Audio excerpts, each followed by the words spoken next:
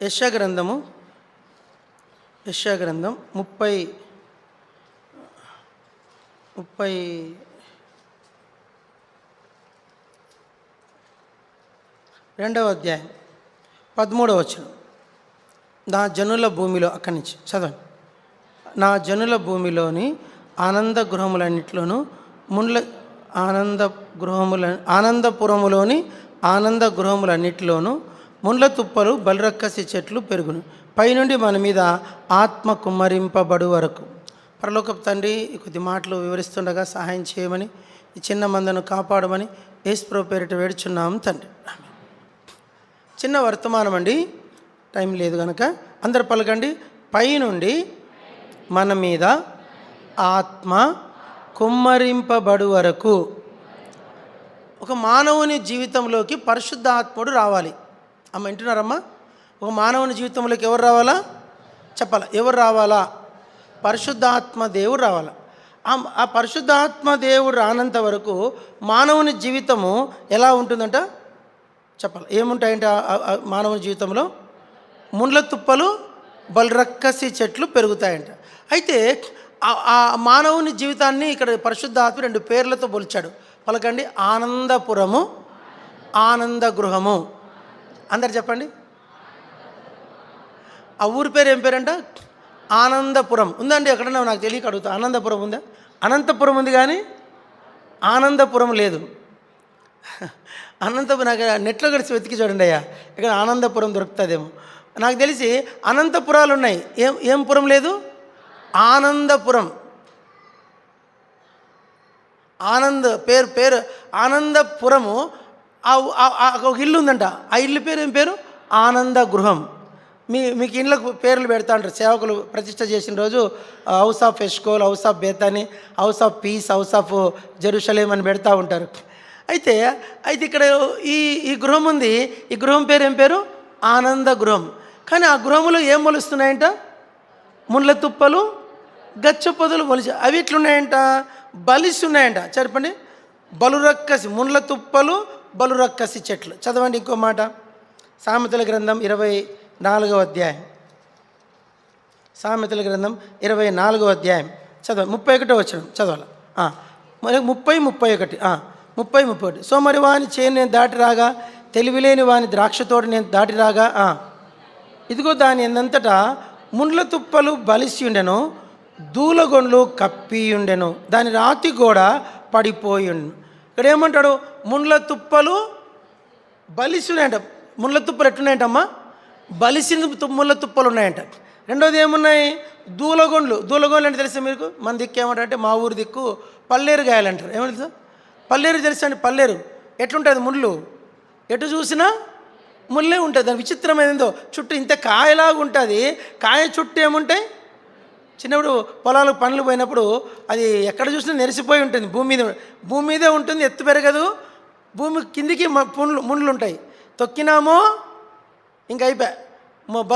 మానవుని జీవితం ఎలాంటి జీవితం అంటే ముండ్ల తుప్పలు, గచ్చ పొదలు, బలురక్కసి చెట్లు, దూలగొండ్లు. 4 చెప్పండి. ముండ్ల తుప్పలు, బలురక్కసి చెట్లు, బలిసిన ముండ్ల తుప్పలు, దూలగొండ్లు. వీటితో నిండి ఉన్నది లోకం. లోకమే కాదు. ఇంకో మాట చదవండి. పరమగీతము 2వ అధ్యాయం. పరమగీతం 2వ అధ్యాయం. పరమగీతం 2వ అధ్యాయం. త్వరగా. పరమగీతం 2వ వచనం. బలురక్కసి చెట్ల మధ్య ఏమున్నాయంట? బలురక్కసి చెట్లు. తర్వాత ఏమున్నాయి? 3వ వచనం. అడవి చెట్లు. ఏం వృక్షాలంట? అడవి వృక్షాలు. అడవి వృక్షాలు. అడవి వృక్షముల మధ్య, బలురక్కసి చెట్ల మధ్య. తర్వాత ఏమిటి? ఎండిన భూమి. ఏంది? ఎండిన భూమి. కాబట్టి ఎండిన భూమి. ఇంకేమంటాడు? పాడైన ఎడారి అంట. చదవండి అన్నమాట. ద్వితీయోపదేశకాండం 32వ అధ్యాయం. ద్వితీయోపదేశకాండం 32వ అధ్యాయం. మానవుని జీవితం దేంతో పోల్చబడింది? 32 10వ వచనం. అరణ్య ప్రదేశంలోను భీకర ధ్వని గల పాడైన ఎడారిలో. మానవుని జీవితం ఎట్లా ఉంది? భీకర ధ్వని గల పాడైన ఎడారి. మీకు ఎప్పుడో తెలుసలేదు, మనకు ఈ యొక్క వరదలు వచ్చి నాశనం చేస్తాయి. కానీ అక్కడ సౌదీ గల్ఫ్ కంట్రీస్లో యూఏఈ అంటారు వాటిని. అక్కడంతా ఏంటంటే ఇసుక తుఫాన్లు అంటారు వాటిని. ఏమంటారు? ఒకసారి ఇసుక ఇట్లా లేస్తుందంట. ఇసుక ఇలా లేచి ఎక్కడ పడుతుందో తెలియదు, దబ్బని పడుతుందంట. ఎక్కడ పడుతుందో అక్కడ మనిషిగానే ఉన్నాడంట. మనుషులు ఒంటెలు సజీవంగా ఇసుక కింద సమాధి అయిపోతారు.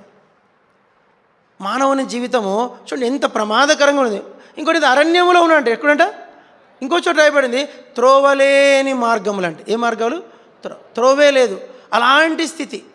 కాబట్టి ఇలాంటి స్థితి కారణం ఏంటంటే అక్కడ రాయబడింది ఆనందపురములోని ఆనంద గృహములన్నిటిలోనూ. ఏమ్మా? అన్నిట్లోనూ ఉందా కొన్నిట్లో ఉందా? చెప్పండమ్మా. అన్నిటిలోనా కొన్నిటిలోనా? అన్నిటిలో. నిజంగా చిన్న మనం ఆలోచించుకుందాం. మానవుని పాడు చేయడానికి ఈరోజు హైదరాబాద్ అంట గద్వాలు ఏమేమి ఉన్నాయండి? మానవుని పాడు చేయడానికి ఏమేమి ఉన్నాయి? గుట్కాలు ఉన్నాయి, సిగరెట్లు ఉన్నాయి, బీడీలు ఉన్నాయి, తాగుడు ఉంది, దొంగతనాలు ఉన్నాయి, ఇంకా సినిమా హాళ్ళు ఉన్నాయి, ఇంటర్నెట్లు ఉన్నాయి, ఇంకా ఏంది, ఇంకా చెడిపోయడానికి ఒకటి కాదు మార్గాలు. ఒక వ్యసనం కాదు, పేకాట ఉంది, పేకాట. ఇంకా ఒకటి కాదు, ఎన్ని కోణాలు. రౌడీయిజం, దుష్టత్వము, ఇంకటి కొట్లాట్లు, గొడవలు, జగడాలు, హత్యలు. ఇవన్నీ పక్కన పెడితే ఆత్మహత్యలు. ఏంటున్నాయి? ఆత్మహత్యలు. ఎక్కడ చూసినా ఆత్మహత్యలు కూడా ఎక్కువైతున్నాయి. ఇండియా అంట ఒకప్పుడు ఆత్మహత్యలకు 80 స్థానం ఉండేదంట. ఇప్పుడు ఇండియా మీకు తెలుసలేదు, ఒకప్పుడు ఫ్రాన్స్ ఆత్మహత్యకు నెంబర్ 1 ప్లేస్ ఉండేదంట. ఇప్పుడు ఇండియా ఆత్మహత్యలకు నెంబర్ 1 ప్లేస్ అయిందంట. ఇండియా ఈజ్ ద సూసైడ్లకు ఫస్ట్ ప్లేస్కి వెళ్ళిపోయింది. ఇండియా ఏమైపోయింది? సూసైడ్లకు.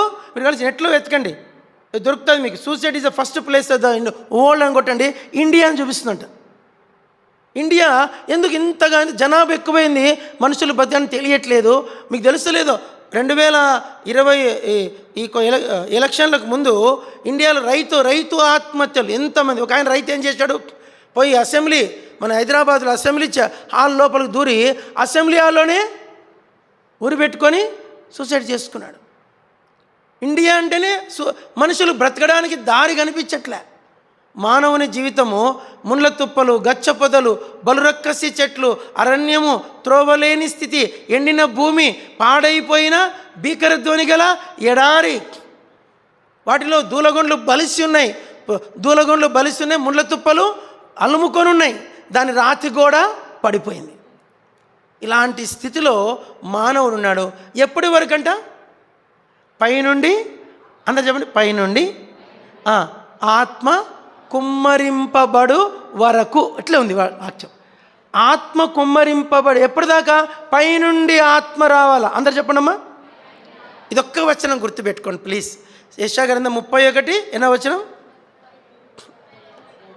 32. అందరి మాట ఎప్పుడు గుర్తుపెట్టుకోండి. మీ పిల్లలందరికీ చూపించండి, ఎవరికైనా కొత్త వాళ్ళకు చూపించండి వాక్యం. మానవుని జీవితం ఎట్లా ఉందంటే యెషయా గ్రంథం 32:13 ఇదొక్కటి గుర్తుపెట్టుకోండి. కాబట్టి పైనుండి ఆత్మ మన మీదకి కుమ్మరించబడితేనే మనము బాగుపడతాం. తర్వాత ఏమైతే చదవండి? కుమ్మరించబడింది. అందరు చెప్పండి, అందరు చెప్పాలా? కుమ్మరించబడింది. ఇప్పుడు ఏమైంది చదవండి? 17వ వచనం. నీతి 16 17 చదవండి. అప్పుడు న్యాయము అరణ్యములో నివసించును, ఫలభరితమైన భూమిలో నీతి దిగును, నీతి సమాధానం కలగజేయును, నీతి వలన నిత్యమును నిమ్మలము నిబ్బరము కలుగును. అప్పుడు నా జనులు విశ్రమ స్థలముల యందును ఆశ్రయ స్థానముల యందును సుఖకరమైన నివాసముల యందును నివసించెదరు. చూడు, ఒకప్పుడు ఎట్లుంది భూమి ఒకప్పుడు ఎట్లుంది? ఆ పేరేమో ఆనందపురం, ఆనంద గృహము. ఆనంద గృహాలు ఏమున్నాయి? ముళ్ళ తుప్పలు, గచ్చపొదలు. నిజంగా మీరు చెప్తే నమ్మరు. చాలామంది ఇక్కడ నేను అప్పుడప్పుడు ఊర్లకి పల్లెలకి వెళ్ళినప్పుడు భర్త లేని ఆడవాళ్ళు అడుగుతూ ఉంటా, ఏమా మీ ఆయన ఏమైందమ్మా అంటే, పోయిండే సార్ అంటారు. పోయిండంటే ఎటు పోయిండమ్మా అంట, అటు కావాలని. ఏం లేదు సార్, చచ్చిపోయింది సార్ అంట. నేను కొంచెం వదిలిపెట్టను, ఏమే చనిపోయిండమంటే మందు దాచి చచ్చిపోయింది సార్ అంట. కొందరు అడిగితే ఏమంటారు, మా ఆయన ఊరు పెట్టుకొని చనిపోయాడు సార్ అంట. ఇంకొందరు అడుగుతారు, ఏమడతారు, నేను నా పక్కన ఒక ఆయన కూర్చోంటే కర్నూలు నుంచి వస్తున్నా, చాలా బాగున్నాడు ఆయన, ప్రజెంట్ మన గద్వాల్లో ఎండోమెంట్లో పనిచేస్తాడంట, పెద్ద మంచి హయ్యర్ క్యాస్ట్ అని. ఇద్దరు ఎంతమంది పిల్లలు సార్ అంటే 2 సార్ అంట. కానీ ఒకటి చనిపోయాడు సార్ అంట. ఎట్లా చనిపోయాడు సార్ అంటే 2018లో మన ఇక్కడే న్యూ హౌసింగ్ బోర్డు కాల్ దగ్గర రైలు ట్రాక్ మీద పండుకున్నాడు సార్. రైలు ట్రాక్ మీద పండుకుంటే ఏమైంది, అది ఆలోచించి దిగులుతో ఆయన భార్య డిస్టర్బ్ అయిపోయింది. ఒక ఆయన సబ్ ఇన్స్పెక్టర్, నేను కడపలో సేవ చేసేవాడు, మందిరంకి వచ్చేవాడు. ఆన్లైన్లో చెప్తున్నా, ఏమనుకోకండి, ప్రభు నన్ను క్షమించుగా. సబ్ ఇన్స్పెక్టర్, ఆయన పేరు దానం. మంచి ఒక్కడే కొడుకు. ఆ కాజీపేట టౌన్లోనే సబ్ ఇన్స్పెక్టర్, ఒకడే మందిరంకి వస్తాడు. అంటే ఇప్పుడు వచ్చాడు కానీ అప్పుడు రాలేదంట. అప్పుడు మొత్తం ఆయన దగ్గర 3 ఉండేటివంట. అందరు చెప్పండి, మందు, పలకండి తప్పే ఉంది, మందు, చిందు, పొందంటే ఈ 3 ఉండేవాడంట. మందులో ఉండేవాడంట, చిందులో ఉండేవాడంట, ప్రతిరోజు బార్కు పోయేవాడంట, ప్రతిరోజు తాగేవాడంట, ప్రతిరోజు క్లబ్బులు ఆడేవాడంట. మందు, చిందు, పొందు. ఇంకా ఆయన భాష చెప్పద్దు మీకు. సబ్ ఇన్స్పెక్టర్ అది ఒక్కడే కొడుకు, చదువుకున్నాడు, కష్టపడి చదివి ఫస్ట్ అటెంప్టే గవర్నమెంట్ జాబ్ తెచ్చుకున్నాడంట. స్టడీ అయిపోయింది, పీజీ అయిపోయింది, హైయర్ స్టడీ చేశాడు, గవర్నమెంట్ జాబ్. అయితే ఒక అమ్మాయిని ప్రేమించాడంట, ముస్లిం అమ్మాయిని. ఆ అమ్మాయిని పెళ్లి చేసుకుంటా. వాళ్ళ అమ్మాయినిదంట, లేదు అమ్మాయి వద్దు మనకొనింది. వీడు ఆ అమ్మాయినే చేసుకుంటా, వద్దు. వాళ్ళ అమ్మాయినిదంట, నువ్వు చేసుకొని వస్తే నా శవం చూస్తావు అనిందంట. ఆ అమ్మాయిని కాదనలేడు, అమ్మను కాదనలేడు, అమ్మాయిని కాదనలేడు, అమ్మను. ఎందుకని చెప్పేసి ఆ అమ్మాయిని బాధ పెట్టకుండా అబ్బాయి యాత్ర ముగించాడు. ఒక్కడే కొడుకు, సబ్ ఇన్స్పెక్టర్ తండ్రి, ఆస్తి సంపాదించి విస్తారమైన ఆస్తి, ఒక్కడే కొడుకు, గవర్నమెంట్ జాబు. 1వ నెల జీతం తీసుకోలేదంట. నెల చేశాడంట కానీ జీతం ఇంకా తీసుకోలేదంట. ఈ డైడ్. అది థింక్ చేసి నా కొడుకు నేనే చంపిన అని చెప్పి తల్లి దిగులు పెట్టుకొని ఆమె ఒక 6 నెలలకి ఆమె చచ్చిపోయింది. క్రిస్టియన్సే. ఇవన్నీ అయిపోయినాక అప్పుడు ఆయన రక్షించబడి మందిరికి రావడం మొదలుపెట్టాడు. నేను చెప్పేది ఏంటంటే, ఇప్పుడు మేము కొన్ని విషయాలు పగలు కొడితేనే అవుతాయి. ఇప్పుడు మానవుని జీవితం ఎట్లా ఉందంటే, ముండ్ల తుప్పలు, మీరు చెప్పాలి, మానవుని జీవితంలో ఏమేమి ఉన్నాయి? ముండ్ల తుప్పలు, గచ్చపొదలు, పాడైన స్థితి, ఎండిన ఎడారి, భీకరధ్వని గల ఎడారి, దూలగొండ్లు, బలిసినవి. ఎప్పటిదాకా? పైనుండి ఆత్మ కుమ్మరించబడే వరకు, పైనుండి ఆత్మ వచ్చే వరకు మానవుని జీవితంలో నిరాశ. చెప్పండి, నిరాశ, నిస్పృహ, దుఃఖము, వేదన అన్నీ ఉంటాయి. కానీ లోపల ఇంటర్నల్గా ఏదో అలోన్, ఒంటరితనం. ఎందుకు బతకాలా, నేను ఒక ఇంటికి పోయినా, మన మందిరంకి వచ్చింది, ఇప్పుడు వచ్చింది ఆంటీ. వాళ్ళ కోడలంట వచ్చిన రోజు నుంచి పెళ్ళి 2 ఏళ్ళు కూడా కాలేదు, వచ్చిన కాడించి రోజు ఒకటి అంటుందంట, నాకు సావురాలే, రక్షణ లేని ఆ పిల్ల. అది అనొద్దని ఈయన ఆ మాట తప్ప ఇంకో మాట రాదంట ఆ పిల్లకు. ఎప్పుడు ఆ మాట అంటా ఉంటే అది పెద్ద ఇష్యూ అయిపోయి పెద్ద గొడవలు అవుతున్నాడు ఇంట్లో. ఎన్నోసార్లు భర్తను వదిలేసి వెళ్ళిపోయిందంట. నేను అడిగాను ఒకటే మాట, మరి నువ్వు దేవుని బిడ్డ కదా, ఈ మందిరంకి వస్తావు కదా, మరి అమ్మాయి రక్షించబడిందంటే రక్షణ లేదు, ఒకతే కూతురు కదా అని చేసుకున్నాడంట. ఆస్తి కలిసి వస్తుందని ఒకతే కూతురు కదా అని చేస్తున్నాడు. ఈరోజు ఏమైంది? అమ్మాయి భర్తను వదిలేసి అమ్మ అంటే దుఃఖము, పెద్ద గొడవలు, నెమ్మదే లేదు. ఎందుకు ఇట్లా నెత్తి పట్టుకున్నాడు, ఎప్పుడు ఇట్లా పట్టుకున్నాడు. ఇప్పుడు ఆమెను మార్చలేను, ఆమె మారట్లేదు. 3-4 ఏళ్ళైనా నరకం చూపిస్తూ ఉంది. చూడండి. కాబట్టి దేవుడు అంటున్నాడు, ఆనంద గృహములలో, పేరేం పేరు? ఊరి పేరు ఆనందపురము, ఇంటి పేరు ఏం పేరు? మా ఊరు ఆనందపురము, మా ఇంటి పేరు ఆనంద గృహం.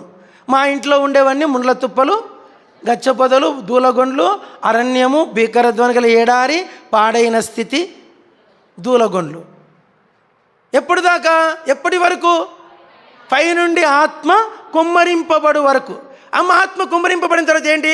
భూమి నీతి ఫలములు ఫలించను, భూమిలో నీతి నివసించను, నిత్యము నిమ్మలము నిబ్బరము కలుగును, సుఖము విశ్రమము ఆశ్రయం. చెప్పండి, సుఖము విశ్రమము ఆశ్రయం. ఇవి కలగాలంటే మన ఇంటి మీదకి ఏం రావాలా? ఆత్మ రావాలి. దేవుని ఆత్మ మన మీదకి రావాలి. అందుకోసం మనం ప్రార్థన చేయాలి, పైనుండి ఆత్మ కుమ్మరింపబడే వరకు. మొదటి విషయం. రెండోది చదవండి, యోహాను సువార్త 3వ అధ్యాయం, జాన్ గాస్పెల్ 3. అందరు చదవాలి ప్లీజ్. 3వ వచనం, యోహాను సువార్త 3:3. అందుకు యేసు అతనితో ఒకడు కొత్తగా జన్మించితేనే కానీ అతడు దేవుని రాజ్యమును చూడలేడని మీతో నిశ్చయంగా చెప్పచ్చు. అక్కడ పక్కన కొత్తగా అని ఉంది. కొత్తగా పైన ఏముంది? ఒకటి అని పెట్టి ఏం పెట్టాడు కింద? పై నుండి. అందరూ పలకండి. ఒకడు, అమ్మ లచ్చిందే ఒక పలకట్లే, ఒకడు పైనుండి జన్మించితేనే కానీ దేవుని రాజ్యమును చూడలేడు. ఏం జన్మిది? ఈ ప్రశ్న నీకోదేమైన భక్తుని అడిగాడు యేసుప్రభు. వాడు అన్నాడు, మా నీకోదేం అంటే పెద్ద గడ్డం, పెద్ద దాదా, ఇంత పెద్ద పేషమైన ఆయన అన్నాడు, మళ్ళీ ఇంకోసారి అమ్మ కడుపులో పుట్టాలనా, మళ్ళీ ఇంకో జన్మ ఉందా అని అడిగాడు. అప్పుడు యేసుప్రభు అన్నాడు, ఇంకో జన్మ లేదు, మళ్ళీ అమ్మ కడుపులో పోలేసిన అవసరమూ లేదు. వాడు పరలోక రాజ్య సంబంధముగా జన్మించాల. చెప్పండి, రెండవ జన్మ. అందుకే రక్షించబడినప్పుడు ఏమవుతుందంటే మీరు గమనించండి, రక్షించబడినప్పుడు గమనించండి, మనలో ఉన్న ఆ ప్రాచీన పురుషుడు ఉంటాడు. ఇగో నేను ఒక మాట అంటే తిడితే నీకు మూతి ఇంత సోరకాయ మూతి అవుతుంది కదా, పొగిడితేనేమో గుమ్మడికాయ అవుతుంది. ఏమయ్యా పొగిడితే ఏమవుతుంది రాజేషు? ఇంత పెద్ద గుమ్మడికాయ అవుతుంది రాజేష్ ముఖం. తిట్టినామంటే 2 సోరకాయలు అంత పొడుగు అవుతుంది. మీకు కొట్లాట కావాలంటే రాజేష్తో మాట్లాడాలా, మీకు కొట్లాట కావాలంటే రాజేష్తో మాట్లాడచ్చా అంటే అంత రెడీగా ఉంటాడనమాట కొట్లాడేకి. ఇంకా మీకు ఇంకా కలవరం అన్నమాట. అంటే పొగిడితే గుమ్మడికాయ, తిడితే సోరకాయ. కాబట్టి ఇదంతా ఏంది? మనలో ఇంకా ప్రాచీన పురుషుడు బతుకున్నట్లు గుర్తు. చెప్పండి, మనలో ప్రాచీన పురుషుడు చెప్పండియా బతుకున్నట్లు అంటే నువ్వు సావలే. ఇంకా రాజేష్ చెప్పండి, ఇంకా ఏం కాలే? సావలే, చచ్చిపోలే. వాడు చస్తేనే వాడు పుడతాడు. చెప్పండి, సింపుల్ చెప్పండి. ఈడు చస్తేనే, అందరు గట్టి చెప్పండి, గట్టి 1 2 3. ఈడు చస్తేనే వాడు పుడతాడు. మళ్ళీ చెప్పండి, ఈడు చస్తేనే నీలో కూడా ఉన్నాడు. వాడు రాజేష్ అనేటోడు ఎవడు లోపల ఉంటాడు. ప్రార్థన చేసుకోడు, బైబిల్ చదువుకోడు, గుడికి రాడు. ఫ్రెండ్స్ కలిశారంట. ఏం కలిశారంట? ఫ్రెండ్స్ కలిస్తే ఏంది? అయ్యగారికి ఇది కావాలా, ఫ్రెండ్స్ కలిస్తేనే ఇది కావాలా. గోవాకు పోతారంటే దొంగలు గోవాకు పోతున్నాను అంటే వాడు దొంగని అర్థం. మీ కొడుకులు పంపకండి, పోయాడో దానికే పోతాడు.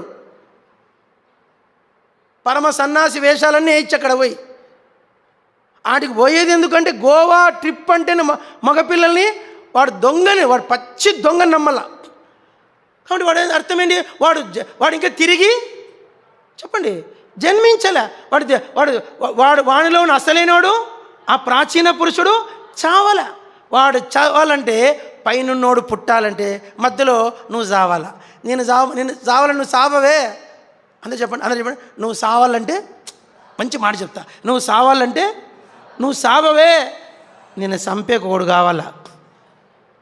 ఆయనే దేవుని వాక్యం.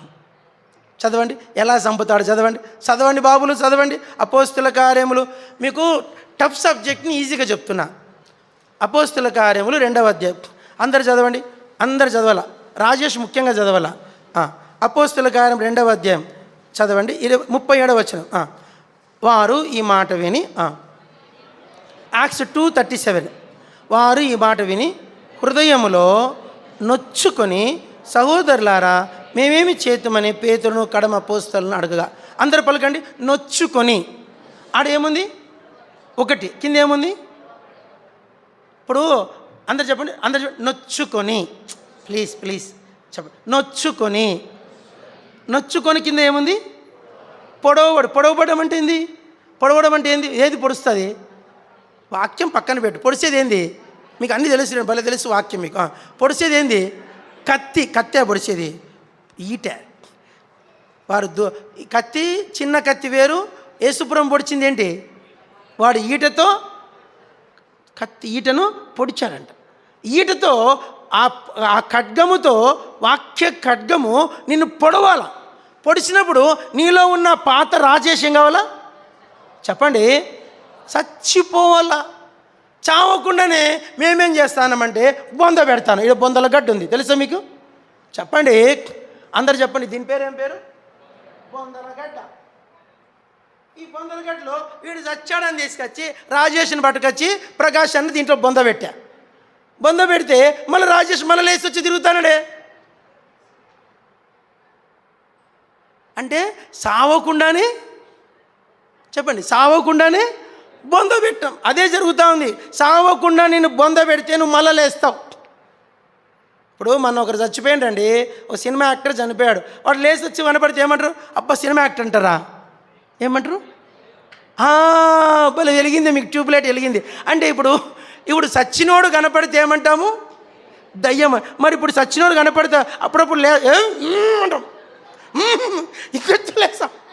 మన అనుసయం మీదకి ఎగిరినాడు చూడు, స్లాబ్ ఎగిరిపోయింది ఎట్లే. అనుసయం మెత్తట ఆ మీద ఎగురుతాడు.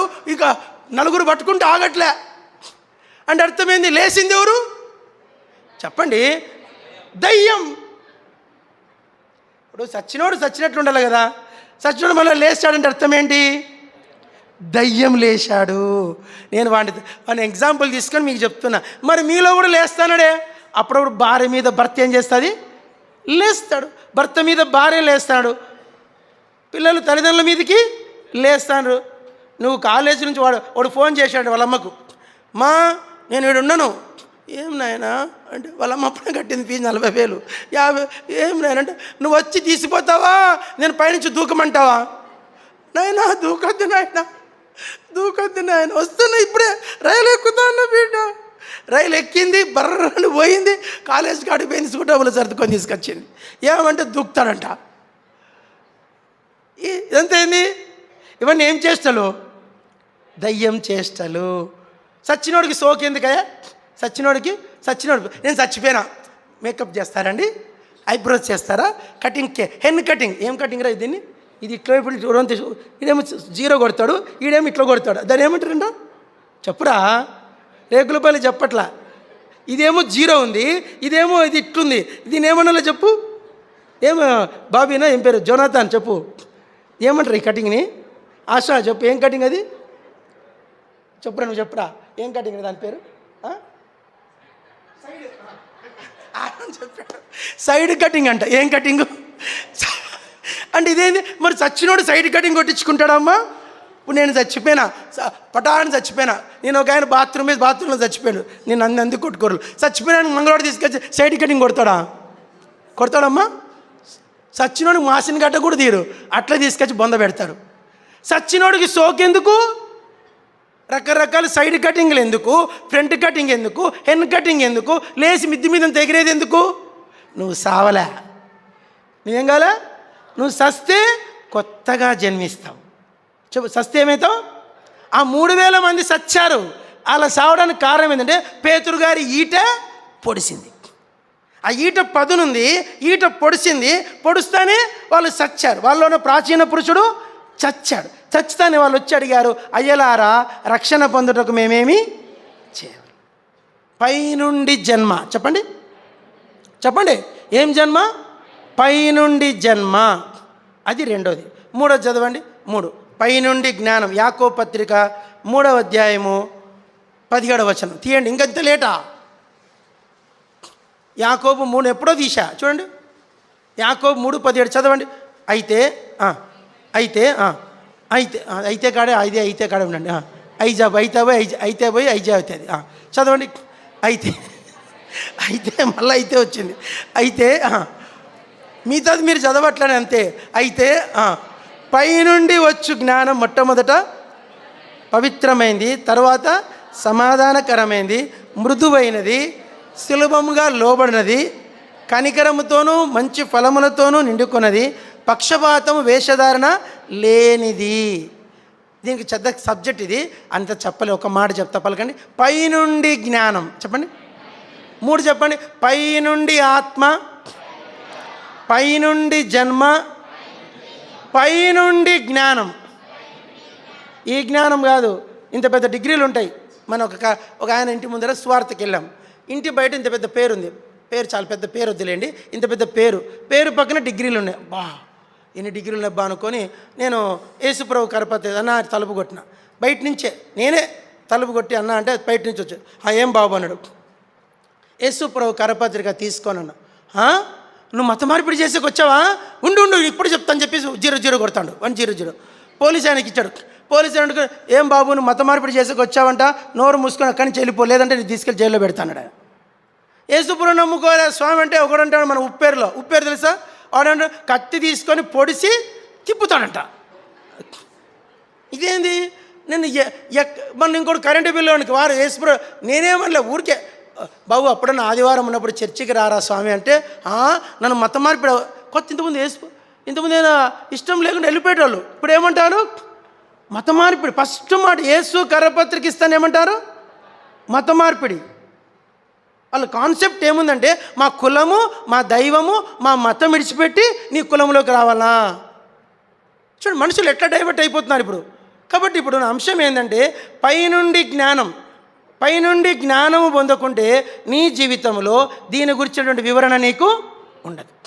పైనుండి జ్ఞానం ఉంటే పవిత్రత ఉంటుంది, సమాధానం ఉంటుంది, కనికరం ఉంటుంది, వేషధారణ లేనిది. అందరూ చెప్పండి. లోపల ఒకటి బయట ఒకటి ఉంటుంది, యథార్థమైన జీవితం పైనుండి. మూడైనప్పటికీ నాలుగోది ఆల్రెడీ చదివినాం, పైనుండి శక్తి. చదవండి, ఇంతకుముందు చదివాం కదా. ఎక్కడుంది అన్నమాట? లూకాసు వార్త చివరి మాట, లూకాసు వార్త 24:49. ఇదిగో నా తండ్రి వాగ్దానం చేసినది మీ మీదకి పంపుచున్నాను. లూకా 24:49. చదవాలా? చదవట్ల బైబిల్ సెల్లు పట్టుకున్నాడు. చదవండి. ఇదిగో నా తండ్రి వాగ్దానం చేసినది చదవాలా? మీ మీదికి పంపుచున్న మీరు పైనుండి శక్తి పొందు వరకు. అందరు చెప్పండి. ఎక్కడి నుంచి శక్తి అంట? పైనుండి శక్తి.